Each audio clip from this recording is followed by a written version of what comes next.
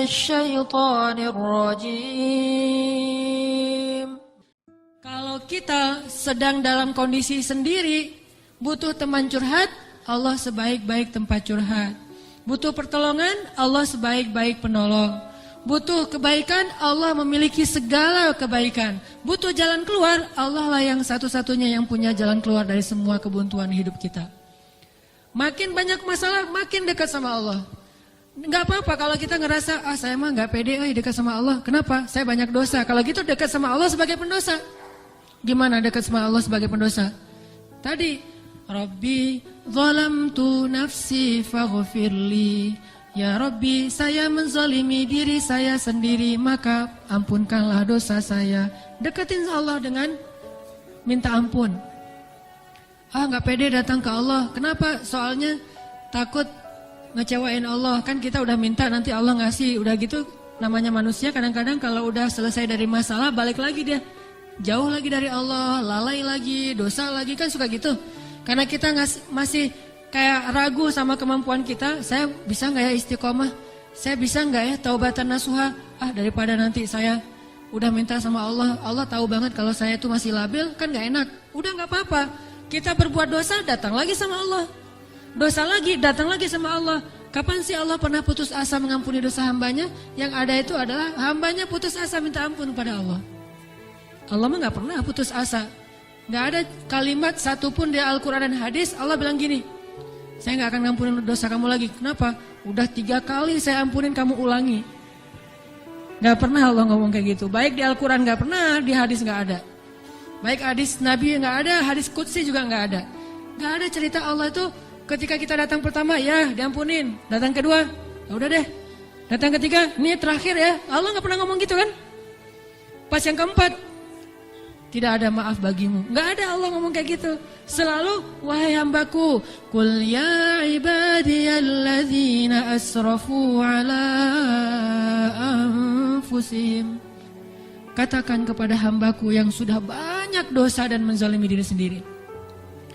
Qul ya ibadiyalladzina asrafu ala anfusihim. Allah tuh baik banget loh sama kita. Allah tahu kita banyak dosa, tapi Allah masih manggil kita tuh ibadi, hambaku gitu coba. Itu panggilan lembut loh dari Allah. Allah kalau kasar panggil nama, ya Hanan, itu kasar tuh. Tapi ya ayah abdi itu lembut. Sama kayak Aisyah kalau marah sama Rasulullah manggilnya Muhammad. Aisyah, ini kata Aisyah sendiri, Aisyah radhiyallahu anha. Jadi kalau Aisyah manggil Rasulullah, ya Rasulullah, itu lagi enak tuh perasaannya, lagi moodnya lagi enak. Tapi kalau ya Muhammad, itu lagi marah. Tapi Rasul dipanggil Muhammad biasa-biasa aja ya. Kita mah kalau dipanggil nama, wah istri celaka nih, durhaka segala macam, keluar dalil. Nabi aja yang punya dalil nggak pernah ngeluarin, kita yang nggak punya dalil suka ngeluarin, kan aneh tuh. Hadis itu ucapan siapa? Ucapan Nabi kan? Ucapan saya apa ucapan Nabi? Lalu kenapa saya lebih sering mengeluarkan hadis itu daripada Nabi? Kan aneh tuh.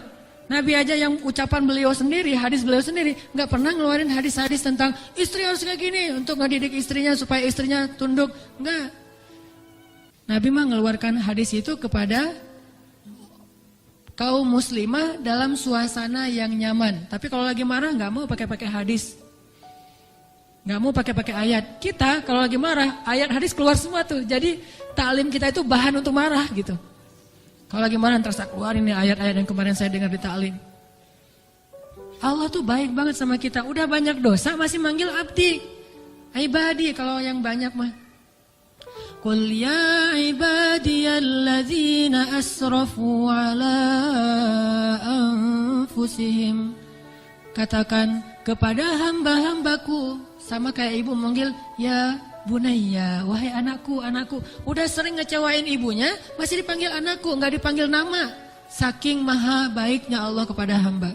Katakan kepada hamba-hambaku yang melampaui batas. Arti melampaui batas berarti dosanya itu udah nggak kehitung, udah banyak banget. Dia buat zina, dia membunuh, dia minum khamar, kalau sekarang narkoba, dia pokoknya durhaka, ninggalin sholat, semuanya dia lakukan, termasuk perdukunan, syirik. Tapi Allah masih bilang, Qul ya ibadiyalladzina asrafu ala anfusihim. Apa pesannya? La taqnatu min rahmatillah. Jangan putus asa minta ampun sama Allah. Coba. Gak pernah Allah putus asa ngampunin kita. Yang ada kita putus asa minta ampun sama Allah. La taqnatu min rahmatillah. Jangan putus asa minta ampun sama Allah. Innallaha yaghfirudz dzunuba jami'a. Allah mengampuni dosa semuanya. Semua dosa diampuni. Tapi saya Allah pernah syirik. Innallaha yaghfirudz dzunuba jami'a. Saya pernah berzina ya Allah. Yaghfirudz dzunuba jami'a. Saya pernah durhaka sama orang tua ya Allah. Yaghfirudz dzunuba jami'a. Saya pernah minum khamar, saya pengedar narkoba ya Allah. Yaghfirudz dzunuba jami'a. Saya pernah mencuri hak orang lain ya Allah. Yaghfirudz dzunuba jami'a. Semuanya diampuni. Memangnya ada tempat lagi bagi kita untuk lari dan berserah diri kecuali kepada Allah? Kalau kita punya masalah, adakah tempat yang lebih baik bagi kita untuk datang curhat dan mengungkapkan semua masalah kita daripada Allah? Makanya Musa tahu hal itu. Dia labil memang, dia anak muda dan itu wajar. Tapi dia tahu dan yakin satu kebaikan. Bahwa selabil apapun, sebanyak apapun kesalahannya, dia selalu datang dan mengatakan, Rabbi. Lalu mengakui kesalahannya, Zalamtu nafsi ya Rabbi. Salah lagi, bilang lagi, Rabbi zalamtu nafsi, ini gimana nih ya Allah, saya salah melulu. Salah lagi ya Allah, salah lagi deh. Salah lagi ya Allah, salah terus. Salah lagi ya Allah, tolong dong, saya pengen berubah. Terus aja gitu. Jangan datang kepada manusia, makin sering kita datang kepada manusia, kita makin rendah. Makin sering kita datang kepada Allah, kita makin tinggi. Datang lagi, gimana cara datangnya? Gak susah datang sama Allah tuh gak perlu dicari. Gak ada cerita, Allah lagi lowbat, gak ada. Kalau manusia kita japri, kita telepon lagi lowbat, dia nggak akan. Atau lagi enak-enak telepon, tiba-tiba mati teleponnya. Gara-gara kita teleponnya pakai WhatsApp call. Jadi kalau ada masuk telepon yang keputus gitu kan ya, cari yang gratis.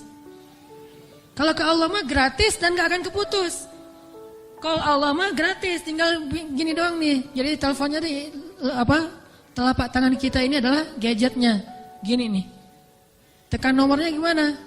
Tekan nomornya itu tinggal ngomong, nggak perlu ditekan-tekan. Ngomong aja, Rabbi, udah langsung terhubung tuh, kan cepat banget. Kayak ada telepon gitu ya, nama istri saya Sarah, sekarang dia ada di atas. Saya kayak misalnya saya mau nelpon istri saya, terus saya nyalain handphone, Sarah, halo, dia manggil saya Albi, Albi itu artinya kekasihku. Albi gitu kan, ada nggak telepon kayak gitu, bisa nggak? Ada ya, cuma jarang saya juga nggak bisa nih, nggak tahu cara nyetelnya. Jadi kalau mau nelpon istri kita, istriku, langsung calling gitu, dan dia langsung ngangkat, nggak lama-lama, kita nunggu lama kok nggak diangkat-angkat, alasannya lagi, kenapa sih nggak diangkat-angkat? Maaf tadi lagi di kamar mandi, misalkan suka gitu tuh. Allah mah nggak ada cerita gituan. Miss call 10, yang ke-11 baru diangkat, nggak ada tuh. Allah mah nggak ada miss call, nggak ada disconnect, nggak ada sinyal jelek, nggak ada habis pulsa, nggak ada kepotong sama call yang lebih berbayar mahal. Gak ada yang kayak gitu-gituan. Kalau Allah mah tinggal bilang, Rabbi, ya abdi, labbaik ya abdi, aku terima apa yang kamu butuhkan ya abdi, sebutin gitu. Allah tuh gitu, cuma kitanya gak mendengar dengan lisan, dengan telinga. Kita harus mendengar itu dengan hati kita. Kalau kita yakin, ana inda dhanni abdi bi, aku tergantung yakinnya hambaku.